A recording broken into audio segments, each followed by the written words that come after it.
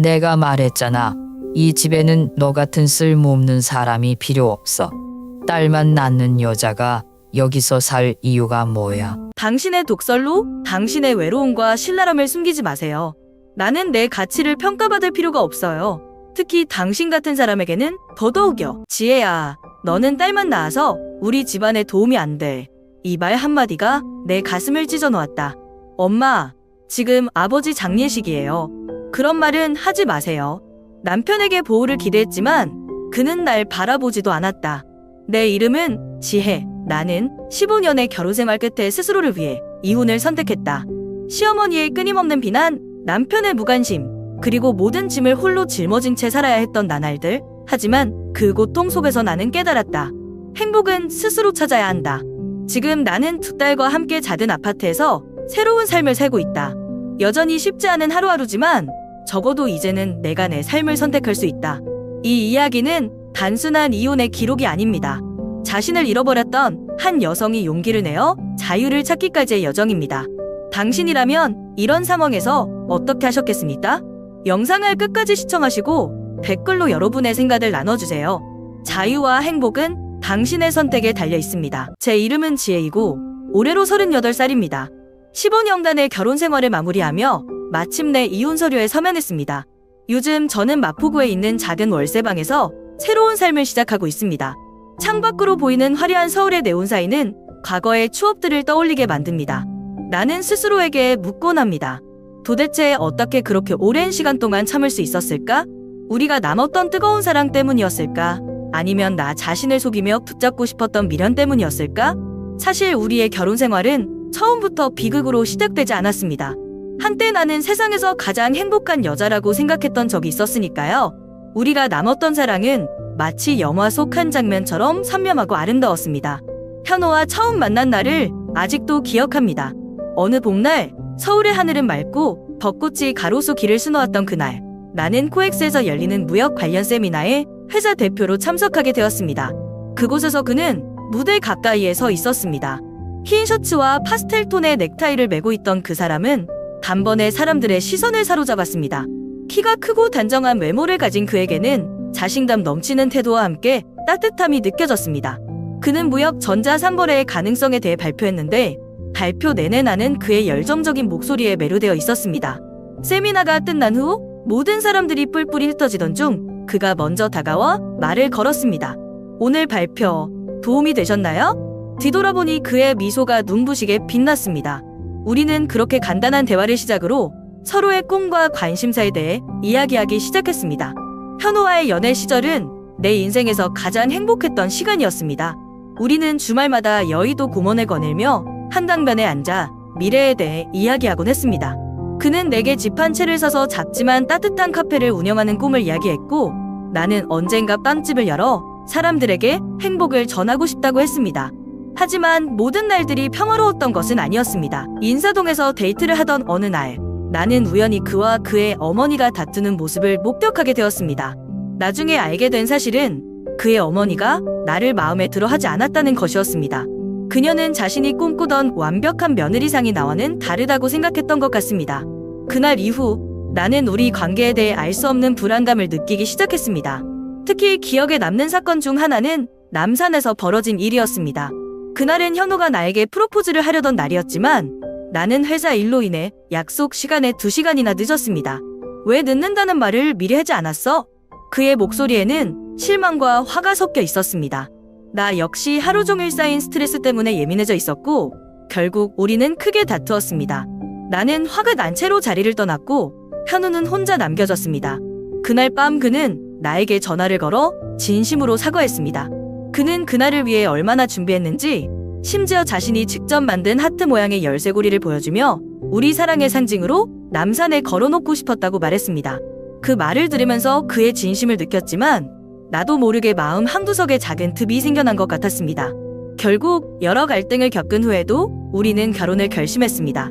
우리 결혼식은 부산 해변가의 작은 레스토랑에서 진행되었고 석양 아래에서 서로의 사랑을 맹세했습니다. 그때까지만 해도 나는 우리 사랑이 모든 것을 이겨낼 수 있을 거라 믿었습니다. 하지만 인생은 결코 동화처럼 흘러가지 않는다는 것을 그때는 알지 못했습니다. 결혼 후 우리의 삶은 서서히 예기치 못한 방향으로 흘러가기 시작했습니다. 시댁에 처음 들어갔을 때 시어머니인 영자 씨는 노골적으로 불만스러운 태도를 보이셨습니다. 영자 씨는 전형적인 보수적인 분이셨고 집안의 대를 이을 아들이 무엇보다 중요하다고 여기셨습니다. 제가 첫 아이를 임신했을 때부터 분위기가 심상치 않았습니다. 아이가 태어났을 때 딸이라는 사실을 알게 된 순간 시어머니는 그저 깊게 한숨을 내쉬고는 딸 낳아서 무슨 집안을 지탱하겠다고? 라는 말을 반복하셨습니다.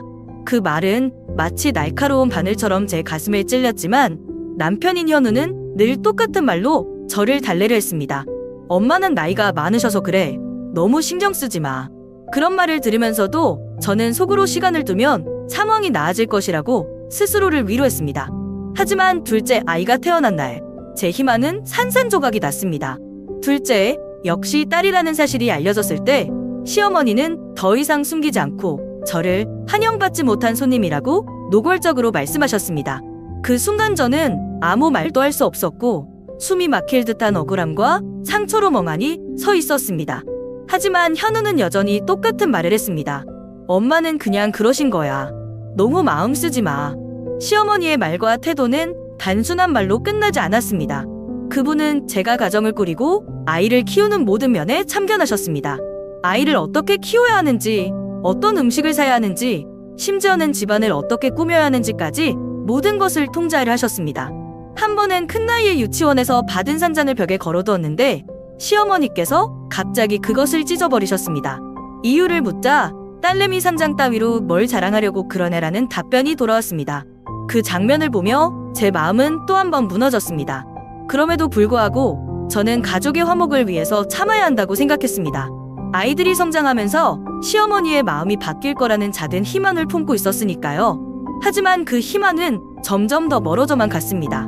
명절이나 특별한 날마다 가족들이 모일 때 저는 언제나 모든 일을 도맡아야 했습니다. 음식을 준비하고 설거지를 하고 손님들을 맞이하고 보내는 일까지 전부 제 몫이었습니다. 시어머니는 가끔 식탁에서 다른 친척들과 대화 중에 제 앞에서 이렇게 말씀하시곤 했습니다. 얘는 우리 집에 와서도 대를 이을 아들도 못 낳고 참 그 말들이 들릴 때마다 고개를 숙이며 꼭 참아야 했습니다. 시간이 흐르면서 저는 그런 상황이 점점 더 익숙해졌지만 동시에 마음 한구석에 깊은 상처가 남았습니다. 시어머니는 제가 어떤 노력을 하든 전혀 인정하지 않았고 심지어 제 존재 자체를 불편하게 여기시는 것처럼 느껴졌습니다. 어떤 날은 아이들을 위해 참아야 한다는 생각으로 겨우 하루를 버텼고 다른 날은 자신을 비난하며 눈물로 밤을 지새우기도 했습니다. 이런 상황 속에서 저는 남편에게 작은 위로라도 기대했지만 그는 언제나 회피하려는 태도를 보였습니다. 제가 힘들어하는 모습을 보면서도 현우는 그저 피곤한 얼굴로 엄마는 변하지 않아. 그저 내가 받아들이는 수밖에 없어라고 말할 뿐이었습니다. 그 말을 들을 때마다 저는 더 이상 누구에게도 기댈 곳이 없다는 생각이 들었습니다. 그래도 저는 여전히 가정을 지키기 위해 애쓰며 그 모든 상황을 견디고 있었지만 그 고통은 결코 쉽게 사라지지 않았습니다. 시어머니는 단순히 말로만 저를 삼켜주는 것이 아니었습니다. 그녀는 제 삶의 모든 결정에 끼어들며 제 자율성을 완전히 무시하셨습니다. 아이들을 어떻게 키워야 할지, 어떤 음식을 사야 할지, 심지어는 집안 인테리어에 이르기까지 제 의견은 전혀 존중받지 못했습니다. 특히 기억에 남는 사건 중 하나는 큰딸이 학교에서 받은 우수 성적장 상장을 시어머니께서 찢어버리신 일이었습니다. 이유를 물었을 때 그녀는 이렇게 말씀하셨습니다. 딸내미 상장 걸어놓고 뭘 자랑하려고 해? 아들도 못 낳은 주제에 그 말을 듣는 순간 저는 숨이 막히는 것 같았습니다. 제 딸의 노력과 성취가 폄하당하는 것만으로도 충분히 가슴이 아팠는데 저를 향한 비난까지 더해지니 견디기가 어려웠습니다. 하지만 그런 일이 한두 번이 아니었습니다. 시어머니는 제가 무언가를 잘해내면 칭찬하거나 인정해주는 대신 늘 비판의 시선을 보냈습니다. 집안에 물건을 새로 배치하거나 조금이라도 변화를 주려고 하면 이 집은 내 집이 아니라 우리 집이다. 내가 손댈 게 없어. 라며 무조건적으로 반대하셨습니다. 그분의 말은 언제나 저를 외부인으로 느끼게 만들었고 저는 아무리 노력해도 받아들여지지 않는다는 무력감에 빠져들었습니다. 한편 남편 현우는 점점 더 바빠지기 시작했습니다. 회사에서 중요한 프로젝트를 맡았다는 이유로 그는 매일 늦게 들어왔고 출장도 잦아졌습니다. 처음에는 그의 바쁜 일정이 단순히 일 때문이라고 믿었지만 시간이 지나면서 저는 그가 일부러 집안의 긴장감을 회피하려고 하는 것이 아닐까 하는 의심이 들기 시작했습니다. 저와 시어머니 사이에 갈등이 심화될수록 그는 그 문제에 대해 관여하기를 꺼렸습니다. 제가 도움을 요청하거나 불만을 털어놓을 때마다 그는 피곤한 얼굴로 그냥 지나가게 놔둬 괜히 문제를 키우지 말자 라는 말로 저를 달랬습니다. 명절이나 특별한 날이면 상황은 더 나빠졌습니다. 다른 가족들이 방문하는 날, 저는 아침 일찍부터 저녁 늦게까지 혼자 모든 일을 도맡아야 했습니다. 음식을 준비하고 식사를 대접하고 뒷정리를 하는 동안 시어머니는 거실에 앉아 친척들과 이야기를 나누며 지시만 내리셨습니다. 현우는 명절에도 집에 거의 없었고 잠깐 얼굴을 비추더라도 바빠서 금방 나가야 해라며 대충 인사만 하고 떠나버리곤 했습니다. 어느 해 설날, 저는 평소보다 더 많은 음식을 준비해야 했습니다. 손님들이 많이 올 예정이었기 때문입니다. 새벽 4시부터 일어나 재료를 손질하고 전을 부치고 각종 음식을 준비하면서 몸이 녹초가 됐습니다. 저녁 무렵이 되자 시어머니는 제 요리를 보고 이게 뭐야? 이렇게 해서 손님들을 대접할 수 있겠어? 라며 불만을 터뜨리셨습니다. 그 순간 저는 울컥했지만 겨우 참으며 최선을 다해 준비했어요. 조금 부족하더라도 이해해주세요. 라고 말했습니다. 하지만 시어머니는 내 최선이 이 정도라니 참 안 됐다. 라는 말로 저를 또다시 비난하셨습니다. 현우는 그 상황을 목격하고도 아무 말도 하지 않았습니다. 그는 오히려 시어머니의 편을 들며 엄마가 저러시는 것도 다 이유가 있겠지. 그냥 넘어가. 라고 했습니다. 그날 밤, 저는 침대에 누워 눈물을 쏟으며 생각했습니다. 나는 왜 이렇게까지 참고 견디고 있는 걸까? 이게 진정 가족을 위한 일일까? 아니면 나 자신을 속이고 있는 걸까? 그런 상황이 반복될수록 저는 점점 더 외로움을 느꼈습니다. 시어머니와의 갈등 속에서 남편에게 작은 위로나 지지를 기대했지만 그는 늘 중립적인 태도를 고수하며 문제를 외면했습니다. 혼자 남겨진 듯한 고립감은 저를 점점 지치게 했고 마음속 깊은 곳에 억눌린 분노와 슬픔이 쌓여갔습니다. 그럼에도 불구하고 저는 아이들을 위해 참고 또 참았습니다. 아이들이 행복한 가정을 꾸리며 자랄 수 있기를 바랐기 때문입니다. 하지만 제 인내심에도 한계가 있었습니다. 시간이 흐르며 저는 점점 더 무기력해졌고 제 존재 자체가 가정에서 의미 없는 것처럼 느껴졌습니다. 시어머니의 비난, 남편의 무관심, 그리고 혼자 떠안아야 했던 모든 책임들이 결국 제 마음을 서서히 무너뜨리고 있었습니다. 지난해 겨울, 눈이 하얗게 내린 부산에서 아버지가 세상을 떠나셨습니다. 아버지는 제 인생에서 유일하게 저를 이해하고 지지해 주셨던 분이었습니다. 어릴 적부터 엄마의 사랑을 충분히 받지 못한 저에게 아버지는 든든한 울타리 같은 존재였습니다. 아버지가 돌아가셨다는 소식을 듣고 부산으로 내려가는 기차 안에서 저는 몇 번이나 눈물을 삼켜야 했습니다. 머릿속에선 아버지와의 추억이 끊임없이 떠올랐고 이젠 다시는 그 목소리를 들을 수 없다는 사실이 가슴을 찢어놓을 듯 아팠습니다. 장례식 날 부산의 추운 겨울 공기가 제 몸을 얼게 만들었지만 그보다 더 차갑게 느껴진 것은 시어머니의 시선과 말이었습니다. 조문객들이 조용히 기도를 드리고 있는 가운데 시어머니는 저희 가족 중 한 친척에게 속삭이는 목소리로 말했습니다. 지혜는 결국 딸만 둘 낳더니 아버지도 별로 자랑스러워하지 않았을 거야. 그 말이 제 귀에 닿는 순간 마치 심장이 멎는 것 같았습니다. 순간적으로 화가 치밀어 올랐지만 저는 할 말을 잃고 얼어붙은 듯 서 있었습니다. 주변의 침묵은 더욱 무겁게 느껴졌고 다른 사람들의 시선은 마치 제게 비난이라도 하려는 듯 따갑게 느껴졌습니다. 저는 어쩔 줄 몰라 옆에 서 있던 남편 현우를 바라보았습니다. 그 순간만큼은 남편이 저를 지켜주기를 바랐습니다. 그가 나서서 시어머니의 말을 바로잡아주거나 최소한 저를 옹호해주기를 간절히 바랐습니다. 하지만 현우는 아무 말도 하지 않았습니다. 그는 그저 고개를 돌려 다른 방향을 바라보더니 아무런 말 없이 조용히 자리를 떠났습니다. 그의 뒷모습을 보며 저는 마음 깊은 곳에서 무언가가 무너지는 것을 느꼈습니다. 지금까지 모든 갈등과 상처를 견디며 가정을 지키려 노력했던 저 자신이 너무나도 초라하게 느껴졌습니다. 이제는 더 이상 무엇을 위해 이 모든 것을 참아야 하는 걸까? 라는 질문이 머릿속을 떠나지 않았습니다. 장례식이 끝난 뒤 저는 집으로 돌아가면서도 내내 현우와의 대화를 시도할 기회를 기다렸습니다. 하지만 그는 여전히 무관심한 태도로 일관했습니다. 저녁이 되어서야 저는 더 이상 참지 못하고 그와 마주 앉았습니다. 현우, 오늘 엄마가 하신 말씀 들었어? 왜 아무 말도 하지 않았어? 제 목소리는 떨렸고 분노와 슬픔이 섞여 있었습니다. 현우는 깊게 한숨을 내쉬며 고개를 숙였습니다. 엄마가 그런 말을 한 거 옳지 않다고 생각해. 하지만 지금 이런 걸로 싸우고 싶지 않아. 아버지 장례식이잖아. 그의 말은 얼핏 합리적으로 들릴 수 있었지만 저를 더욱 분노하게 만들었습니다. 그럼 내가 아버지 장례식에서 모욕당하는 건 괜찮다는 거야? 나는 내 아내야, 현우. 내가 최소한 나를 위해 나서줬어야 했던 자리였어. 저는 참아왔던 감정을 터뜨리듯 소리쳤습니다. 현우는 당황한 표정으로 말을 잇지 못했습니다. 그러다 마침내 조용히 대답했습니다. 그냥 조용히 넘어가는 게 더 나을 것 같아서 그랬어. 엄마가 원래 그런 분이잖아.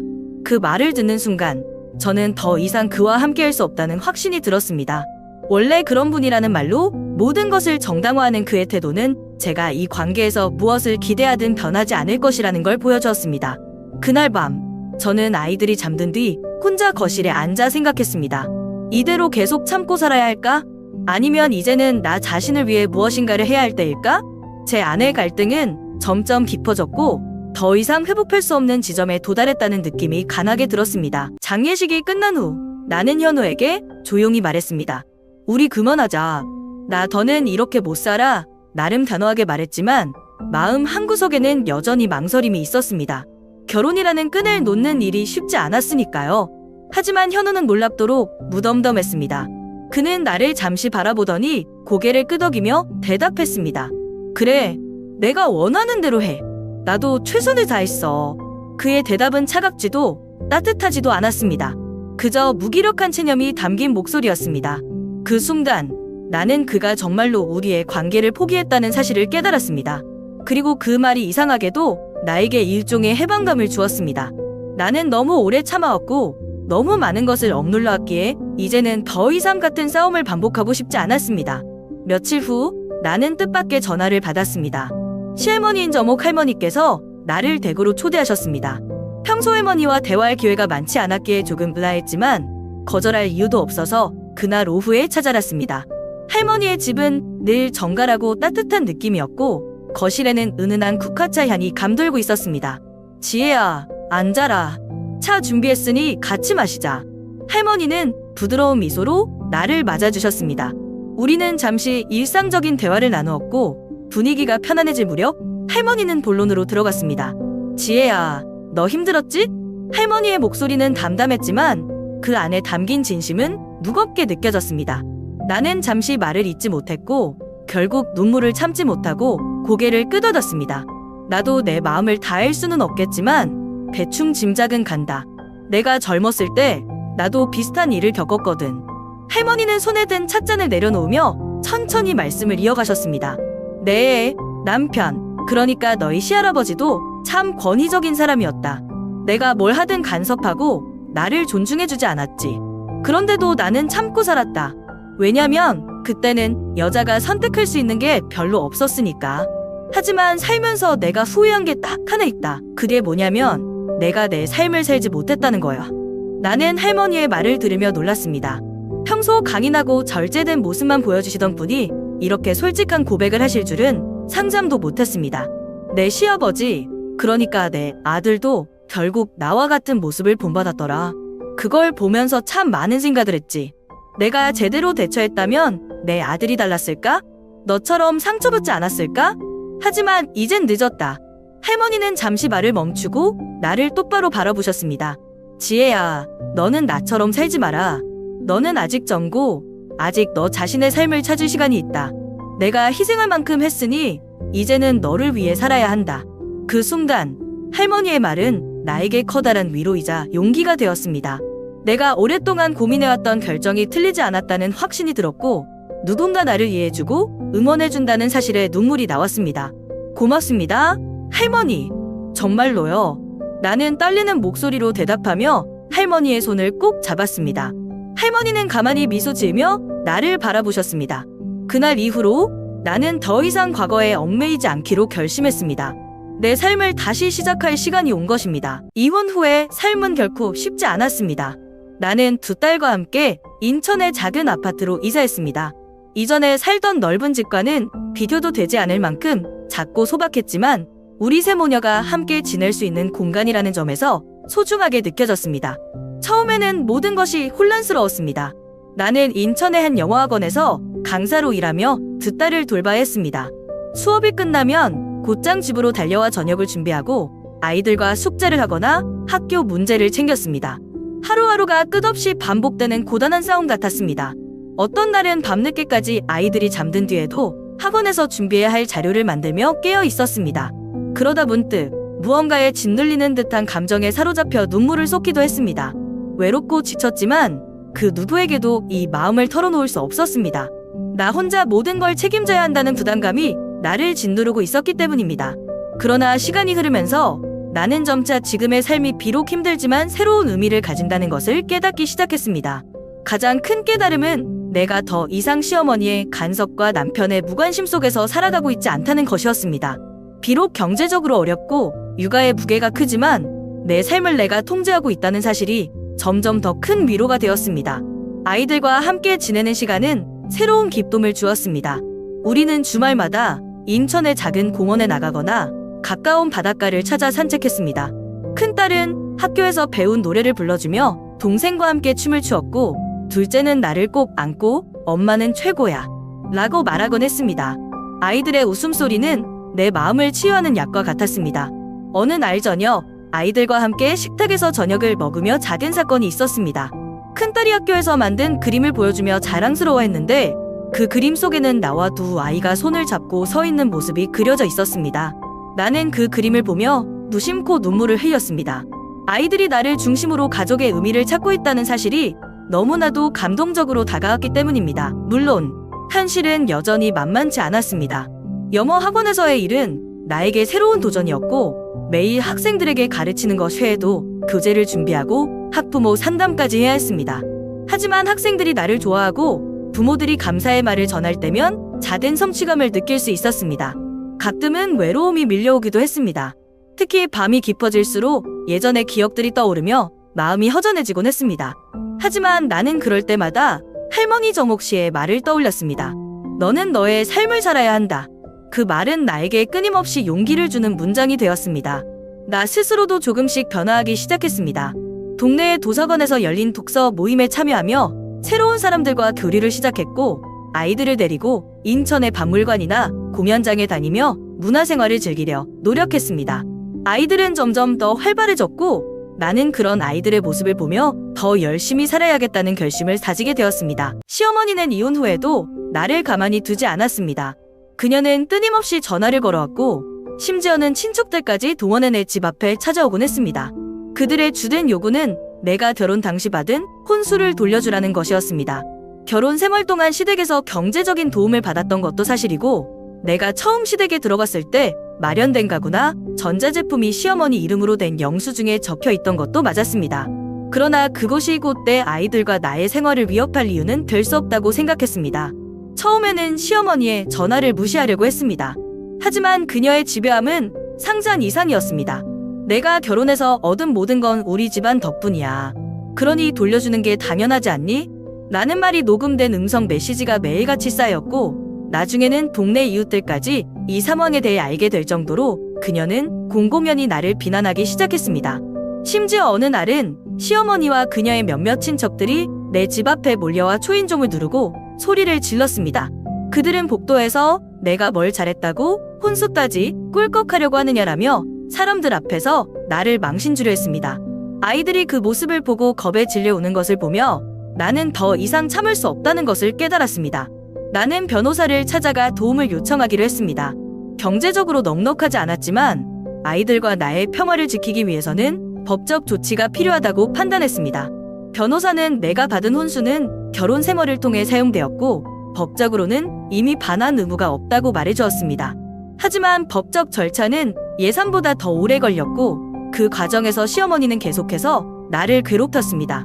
소송이 진행되는 동안 나는 시어머니가 보낸 편지나 메시지를 증거로 수집해야 했습니다. 그녀는 계속해서 내 도덕성을 공격하며 내가 시댁의 재산을 훔쳤다고 주장했습니다. 법정에서 그녀의 변호사는 내가 받은 혼수가 아이들을 위해 사용된 것이 아니며 그것이 그녀의 소유임을 주장하려 했습니다. 하지만 나의 변호사는 내가 결혼 생활 중 그 물품들을 관리했고 그들이 이미 오래 사용된 것임을 증명할 자료를 철저히 준비했습니다. 법정에서의 대립은 감정적으로 매우 소모적이었습니다. 시어머니는 증언 중에도 나를 향해 노골적인 비난을 퍼부었고 나는 그녀의 말에 상처받지 않으려 애써 평정을 유지했습니다. 결국 법원은 내 편을 들어주었습니다. 판사는 혼수가 결혼 생활 동안 사용되었으며 이혼 후 이를 반환할 의무가 없다는 결론을 내렸습니다. 판결이 난 후 나는 깊은 한숨을 내쉬며 새로운 시작을 다짐했습니다. 하지만 승리의 기쁨도 잠시뿐이었습니다. 시어머니는 여전히 전화로 나를 괴롭혔고 이웃들에게 내 험담을 하며 나를 괴롭히는 일을 멈추지 않았습니다. 나는 모든 연락을 차단하기로 결심했고 아이들과 함께 새로운 번호를 만들고 집 주소도 비공개로 전환했습니다. 그 과정은 쉽지 않았지만 점차 시어머니의 영향력에서 벗어날 수 있었습니다. 아이들은 더 이상 복도의 소란에 놀라지 않았고 나는 매일 아침 더 가벼운 마음으로 하루를 시작할 수 있었습니다. 나는 비로소 나와 내 아이들을 위한 평화를 되찾았다는 사실에 안도하며 앞으로는 그 어떤 위협에도 굴복하지 않겠다는 결심을 굳혔습니다. 이제 나는 두 딸과 함께 단순하지만 행복한 삶을 살고 있습니다. 우리가 사는 작은 아파트는 이전의 넓은 집과 비교하면 부족해 보일 수 있지만 이곳에서의 하루하루는 진정한 가족의 온기를 느끼게 합니다. 우리는 아침마다 함께 식사를 준비하고 아이들이 학교에 갈 때 나는 출근 준비를 합니다. 저녁에는 간단한 반찬을 만들어 식탁에 둘러앉아 하루를 이야기하며 웃음을 나눕니다. 주말이 되면 우리는 도시를 벗어나 자연을 찾아가곤 합니다. 가끔은 인천 근처 바닷가로, 가끔은 공원이나 산책로로 떠나 소소한 행복을 누립니다. 바람에 흩날리는 아이들의 웃음소리는 내 마음을 따뜻하게 채웁니다. 큰딸은 자주 학교에서 배운 새로운 이야기를 들려주며 동생과 티격태격하다가도 금세 화해합니다. 작은 딸은 늘 호기심으로 가득 차 있고 엄마, 이건 뭐야? 라며 뜻없이 질문을 던지곤 합니다. 그럴 때면 나는 답을 찾아주는 게 얼마나 즐거운 일인지 깨닫습니다. 매일 아침 나는 커피 한 잔을 손에 들고 창가에 앉아 햇살이 방 안을 가득 채우는 모습을 바라봅니다. 커피의 따뜻한 향기와 함께 과거의 무거운 짐이 더 이상 내 어깨를 누르지 않는다는 사실에 안도합니다. 내가 어렵게 내렸던 이혼이라는 결정이 올바른 선택이었다는 확신은 점점 더 깊어졌습니다. 지금의 자유는 고통스러운 과정 끝에 얻어진 결과였고 그 자유는 무엇과도 바꿀 수 없는 값진 것이었습니다. 하지만 문득문득 이런 생각이 듭니다. 아직도 얼마나 많은 여성들이 나처럼 고통 속에서 참고 있을까? 그들은 스스로를 위해 세상을 바꿀 용기를 낼 수 있을까? 결혼 생활 동안 내가 했던 인내와 희생이 때로는 어리석게 느껴지기도 하지만 그 시기가 있었기에 지금의 나를 더욱 강하게 만들어 주었다는 것도 부정할 수 없습니다. 이제는 삶이 나에게 불공평하다고 느낄 때도 있습니다. 하지만 그럴 때마다 나는 스스로에게 말합니다. 중요한 것은 세상이 나에게 무엇을 주느냐가 아니라 내가 내 삶을 어떻게 이끌어가느냐야. 아이들과 함께하는 이 소중한 시간들이야말로 나에게 가장 큰 선물이라는 것을 깨닫습니다. 어느 날 나는 큰딸이 쓴 일기를 우연히 보게 되었습니다. 그녀는 이렇게 적어두었더군요. 엄마는 세상에서 제일 용감한 사람이다. 엄마는 우리를 위해 모든 걸 해주고 우리를 지켜준다. 나도 엄마처럼 되고 싶다. 그 문장을 읽는 순간 나는 눈물이 핑 돌았습니다. 내가 두 딸에게 힘이 되고 있다는 사실은 모든 어려움을 이겨낼 수 있는 이유가 되었습니다. 내 이야기는 여기서 끝이지만 어쩌면 이 이야기는 또 다른 시작일지도 모릅니다. 나처럼 고통 속에서 스스로를 잃어버린 사람들이 있다면 그들에게 이렇게 말하고 싶습니다. 자유와 행복은 당신 손 안에 있습니다. 당신이 그것을 쥐고 싶어 하는 만큼 세상은 당신에게 그것을 허락할 것입니다. 용기를 내세요. 나는 지금도 매일 조금씩 앞으로 나아갑니다. 때로는 힘든 날도 있고 불확실한 미래가 두려울 때도 있지만 내 곁에 있는 두 딸과 함께라면 무엇이든 헤쳐나갈 수 있을 거라 믿습니다. 그리고 오늘도 나는 창가에 앉아 커피 한 잔을 들며 새로운 하루를 맞이할 준비를 합니다. 내일은 또 어떤 기쁨이 우리를 기다리고 있을까요?